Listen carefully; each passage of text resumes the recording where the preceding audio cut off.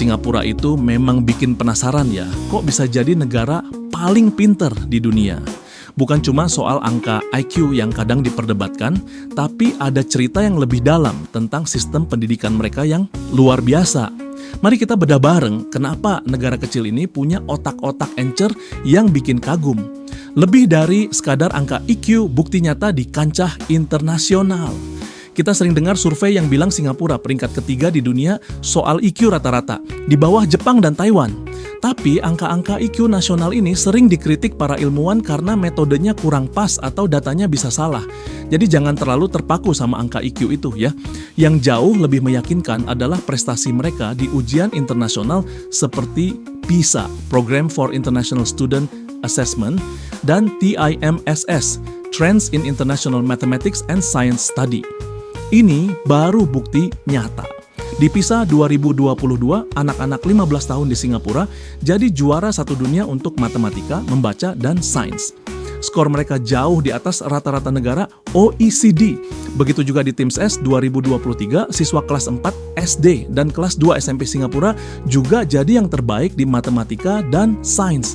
Penting untuk tahu bedanya PISA dan TIMSS. PISA menguji bagaimana siswa bisa menggunakan pengetahuannya untuk memecahkan masalah di dunia nyata, fokusnya ke aplikasi dan analisis. Sedangkan TIMSS lebih fokus ke penguasaan materi pelajaran di kurikulum. Kalau Singapura jago di dua-duanya, itu artinya anak-anak mereka bukan cuma jago menghafal, tapi juga jago berpikir kritis dan analisis. Keren kan? Ini yang membuat Singapura punya modal intelektual yang kuat, bukan cuma klaim IQ yang masih diperdebatkan. Pendidikan dini, fondasi emas sejak balita, anak-anak di Singapura itu sudah belajar dari kecil sekali, bahkan sebelum masuk SD. Sistem pendidikan mereka memang bertahap dan pendidikan wajibnya dimulai dari prasekolah untuk anak usia 3 sampai 6 tahun. Ini bukan cuma tempat penitipan anak biasa loh, tapi memang sudah jadi fondasi akademik yang terstruktur.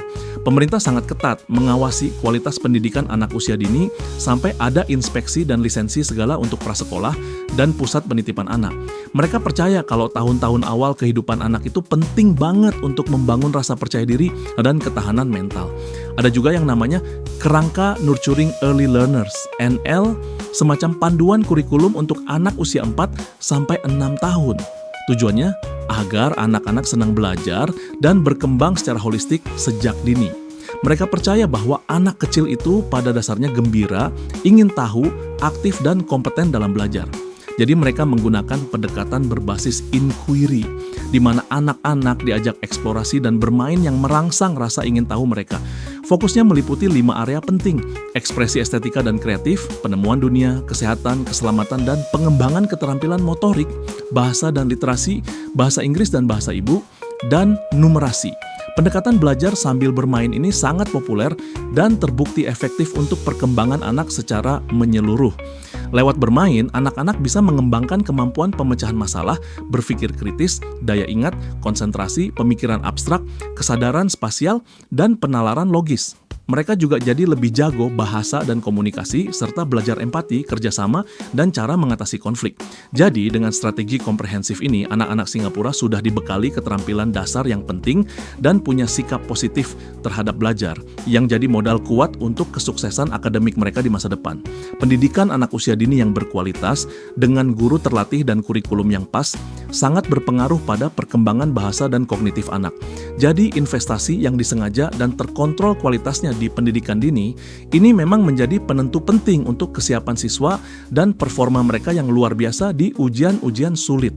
Budaya pendidikan nomor 1, orang tua rela berkorban. Salah satu kunci utama keberhasilan Singapura adalah budaya mereka yang sangat menghargai pendidikan. Di sana, pendidikan itu bukan cuma untuk cari kerja, tapi sudah jadi jalan utama untuk meningkatkan kualitas hidup, baik pribadi maupun profesional. Saking pentingnya, pendidikan sering jadi prioritas utama dalam kehidupan sehari-hari. Makanya, jangan heran kalau orang tua di sana terlibat banget dalam pendidikan anak-anaknya, baik di sekolah maupun di rumah. Mereka jadi mitra, mentor, bahkan rekan pendidik, aktif di kelompok dukungan orang tua, PSG, dan rapat guru orang tua. Mereka juga diharapkan selalu tahu perkembangan kurikulum dan memberi masukan agar lingkungan belajar di rumah dan sekolah itu nyambung. Salah satu contoh paling jelas dari komitmen ini adalah budaya les privat yang menjamur di Singapura. Orang tua rela mengeluarkan uang banyak untuk pendidikan tambahan agar anak-anak mereka tetap kompetitif dan bisa menutupi kekurangan belajar. Industri les privat di Singapura itu besar sekali, nilainya lebih dari 1,4 juta dolar. Bayangkan, 70% orang tua di Singapura mengeleskan anaknya, bahkan 8 dari 10 anak SD di sana ikut les. Bandingkan dengan di Amerika Serikat, cuma 16% orang tua yang mengeleskan anak mereka matematika. Jadi bagi orang tua di Singapura, pendidikan itu investasi dan mereka pasti ingin investasi itu kembali modal dengan anak-anak mereka sukses. Memang sih fokus akademik yang intens ini bisa bikin anak-anak stres. Tapi orang tua juga jadi jangkar emosional bagi anak-anak, memberi semangat dan ruang aman bagi mereka untuk mengungkapkan kecemasan.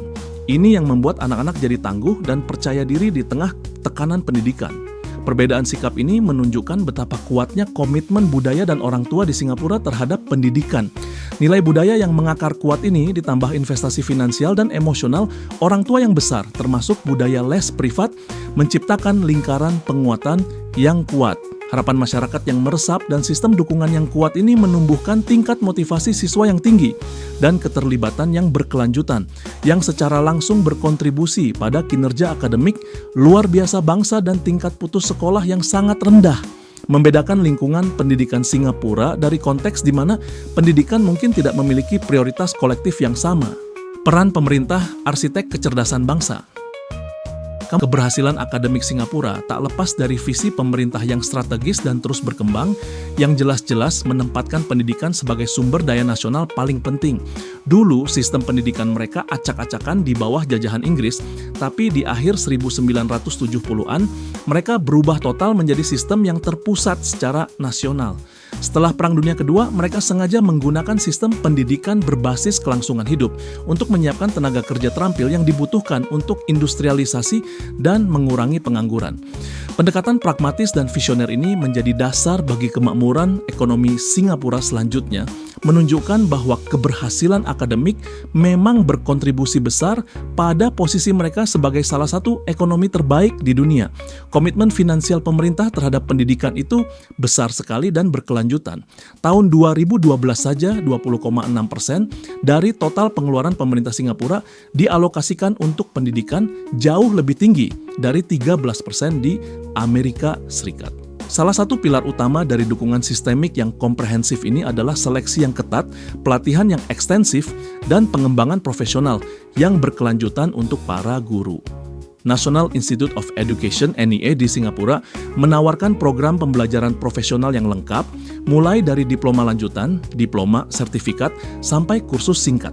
Program-program ini dirancang dengan cermat untuk meningkatkan pengetahuan guru, mengenalkan inovasi pedagogis dalam pengajaran mata pelajaran, dan memberi guru kompetensi baru untuk menghadapi kebutuhan masyarakat yang terus berubah. Sistem yang kuat dan berjenjang ini memastikan adanya tenaga pengajar yang sangat berkualitas, terus berkembang, dan sangat berkomitmen di semua tingkatan pendidikan. Evolusi kebijakan pendidikan Singapura, termasuk sistem streaming yang secara historis signifikan dan berdampak, telah memainkan peran penting dalam membentuk hasil siswa. Diperkenalkan pada tahun 1980, kebijakan streaming bertujuan untuk menyesuaikan jalur pendidikan dengan kemampuan siswa yang bervariasi dan yang terpenting terbukti sangat efektif dalam mengurangi tingkat putus sekolah secara signifikan. Selanjutnya, kebijakan bilingualisme yang secara resmi diperkenalkan pada tahun 1960 mewajibkan bahasa Inggris sebagai bahasa pengantar utama, sambil mengharuskan siswa untuk mempelajari bahasa ibu. Kebijakan ini melayani tujuan ganda, yaitu mendorong integrasi nasional di antara kelompok etnis yang beragam dan membekali tenaga kerja dengan keterampilan yang relevan untuk ekonomi global. Kurikulum yang bikin otak ngeden, bukan cuma hafalan. Kurikulum di Singapura terkenal ketat dan sengaja dirancang untuk mengembangkan keterampilan berpikir tingkat tinggi, bukan cuma hafalan fakta. Ini terlihat jelas dari penekanan kurikulum pada logika, penalaran, dan sains sejak dini. Contoh paling bagus dari pendekatan pedagogis yang canggih ini adalah Singapore Maths. Metode pengajaran matematika yang sangat diakui dan secara eksplisit mengembangkan keterampilan berpikir kritis. Metode ini dibangun di sekitar kerangka pemecahan masalah, mengajak siswa untuk berpikir mendalam tentang soal matematika dan menggunakan berbagai metode serta strategi untuk menemukan solusi, bukan cuma menghafal satu rumus saja. Lebih dari sekadar nilai, mengembangkan manusia seutuhnya. Selain kerangka akademik yang ketat, sistem pendidikan Singapura juga semakin memprioritaskan pengembangan holistik. Tujuannya untuk mengembangkan individu yang seimbang, tidak cuma pintar, tapi juga tangguh dan percaya diri. Ini sejalan dengan perkataan bahwa anak itu harus cerdas dan tangguh. Pendidikan karakter dan kewarganegaraan (CCE) menjadi bagian integral dari kurikulum, dirancang dengan cermat untuk menanamkan nilai-nilai inti seperti rasa hormat, tanggung jawab, ketahanan, integritas, kepedulian, dan harmoni. Di samping kompetensi sosial emosional penting seperti kesadaran diri, manajemen diri, dan manajemen hubungan yang efektif. CCA ini tujuannya untuk memberi siswa pengetahuan, keterampilan, dan nilai-nilai untuk membuat keputusan yang tepat, menguatkan ikatan keluarga, dan menanamkan identitas nasional yang kuat, sambil juga mengajarkan mereka tentang kerentanan unik Singapura dan mengajak mereka berkontribusi aktif untuk kemajuan bangsa. Fokus khusus pada kesehatan mental dan kesejahteraan secara keseluruhan ini penting banget di lingkungan akademik yang bertekanan tinggi, dengan inisiatif MOI dan konselor sekolah bekerja sama untuk melengkapi dukungan penting dari orang tua. Meskipun sistem pendidikan Singapura tidak dapat disangkal ketat, ia secara strategis mengintegrasikan pengembangan holistik yang dicontohkan oleh pendidikan karakter dan kewarganegaraan untuk menumbuhkan ketahanan dan kesejahteraan sosial emosional. Selanjutnya, kebijakan yang secara historis kontroversial seperti streaming, terlepas dari kritik sosialnya, secara demonstratif mencapai tujuan pragmatis untuk secara signifikan mengurangi tingkat putus sekolah. Fokus ganda ini memastikan bahwa proporsi populasi yang lebih besar tidak hanya mencapai standar akademik yang tinggi, tetapi juga tetap terlibat dalam sistem pendidikan, pada akhirnya memaksimalkan modal manusia bangsa.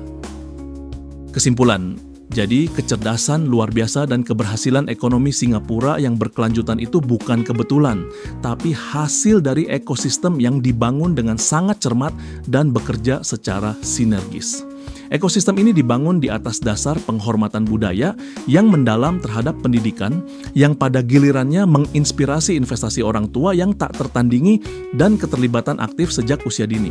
Komitmen masyarakat ini diperkuat lagi oleh pemerintah yang visioner dan adaptif, yang secara strategis mengalokasikan sumber daya besar untuk pendidikan, terus mereformasi kebijakannya untuk memenuhi kebutuhan nasional yang terus berubah, dan dengan cermat membina tenaga pengajar yang sangat berkualitas melalui pelatihan ketat dan pengembangan profesional berkelanjutan. Kurikulum mereka yang fokus pada berpikir kritis, pemecahan masalah, dan penerapan pengetahuan di dunia nyata membekali siswa dengan alat kognitif yang adaptif, jauh melampaui sekadar hafalan.